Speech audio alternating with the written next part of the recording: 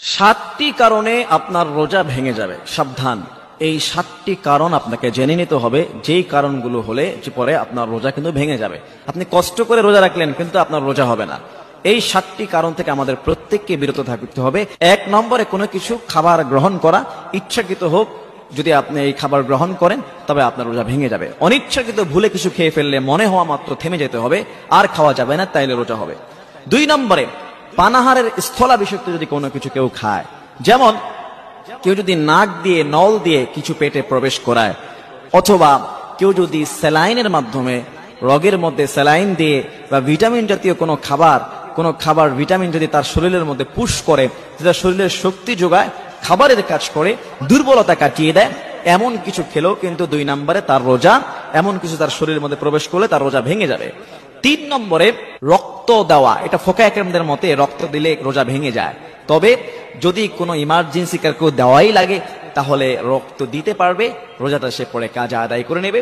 এটা হিজামা, যেটা রাসূল সাল্লাল্লাহু আলাইহি ওয়াসাল্লাম বলেছেন। রাসূল সাল্লাল্লাহু আলাইহি ওয়াসাল্লাম বলেছেন যে শিঙ্গা লাগানো, এটা ফোকায়ে কেরামরা বলেছেন যে রমজান মাসে রোজা অবস্থায় শিঙ্গা লাগালে, রক্ত বের করলে যেমনি রোজা ভেঙে যাবে, ঠিক কাউকে রক্ত দিলেও কিন্তু রোজা ভেঙে যাবে। তবে হ্যাঁ, ইমার্জেন্সি কারো প্রয়োজন হলে সে রক্ত দিবে, সেটাই করলাম, এবং পরবর্তীতে সেই রোজার ওই একটি রোজার কাফারা সে আদায় করে নেবে। কারণ রক্ত দিলে পরে তার শরীর কিন্তু দুর্বল হয়ে যায় এবং প্রাণনাশেরও হুমকি থাকতে পারে। চার নম্বরে, যেটা ইচ্ছা করে যদি কেউ বমি করে তাহলে তার রোজা ভেঙে যাবে। ইচ্ছাকৃতভাবে যদি কেউ গলার মধ্যে হাত ঢুকিয়ে পেট কচলিয়ে যদি বমি আনে তার রোজা ভেঙে যাবে। অনিচ্ছাকৃতভাবে যদি কারো বমি আসে তাহলে কিন্তু তার রোজার কোনো সমস্যা হবে না। অনিচ্ছাকৃত রোজা করলে আপনার তার রোজা হয়ে যাবে, কোনো সমস্যা হবে না। এরপরে পাঁচ নম্বরে যেটা হলো সেটা হলো মা বোনদের হায়েজ এবং নেফাসের রক্ত বের হওয়ার কারণে তাদের রোজা কবুল হবে না। ওই অবস্থা রোজাগুলো, যে কয়টা রোজা ভাঙা যাবে, রমজানের পরে কাজা আদায় করে নেবে। হায়েজ নেফাস অবস্থায় রোজা কবুল হবে না, রোজা হবে না, ওই সময় রোজা না রাখাই উত্তম। রোজা ভঙ্গের কারণ এইটা, রোজা অবস্থায় যদি হায়েজ নেফাস চলে আসে রোজা ভেঙে যাবে। ছয় নম্বরে, সহবাসের কারণে রোজা ভেঙে যাবে। দিনের বেলা রমজান মাসে রোজা অবস্থায় স্বামী স্ত্রী যদি সহবাস করে তাহলেও কিন্তু তাদের রোজা ভেঙে যাবে, রোজা কিন্তু হবে না। শুধু রোজা ভাঙবেই না, মারাত্মক জরিমানা, গোলাম আজাদ করতে হবে। তা না হলে 2 মাস টানা রোজা রাখতে হবে, গ্যাপ দিলে হবে না। তা না হলে 7 জন মিসকিনকে খাবার কাফারা দিতে হবে।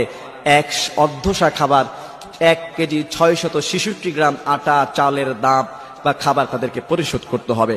7 নম্বরে, হস্তমৈথুনের কারণে যদি কেউ বীর্যপাত ঘটায় তারও কিন্তু রোজা ভেঙে যাবে।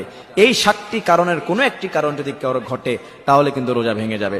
সহবাস করলে কিংবা হস্তমৈথুন করলেও কিন্তু তার রোজা ভেঙে যাবে। ইচ্ছাকৃত কোনো কিছু পানাহার করলে, কোনো কিছু খেলে বা খাওয়ার স্থলাভিষিক্ত কোনো কিছু তার শরীরের মধ্যে প্রবেশ করলে রোজা ভেঙে যাবে। এবং শিঙ্গা লাগালে বা ওই জাতীয় রক্ত প্রবাহিত করলে এবং বমি করলে ইচ্ছাকৃতভাবে রোজা কিন্তু ভেঙে যাবে। আল্লাহ সুবহানাহু ওয়া তাআলা আমাদের সবাইকে রোজা ভঙ্গের কারণ থেকে সতর্ক থাকার এবং এগুলি বুঝার এবং সেই অনুযায়ী আমল করার তৌফিক দান করুন। ওয়া আখিরু দাওয়ানা আলহামদুলিল্লাহি রাব্বিল আলামিন।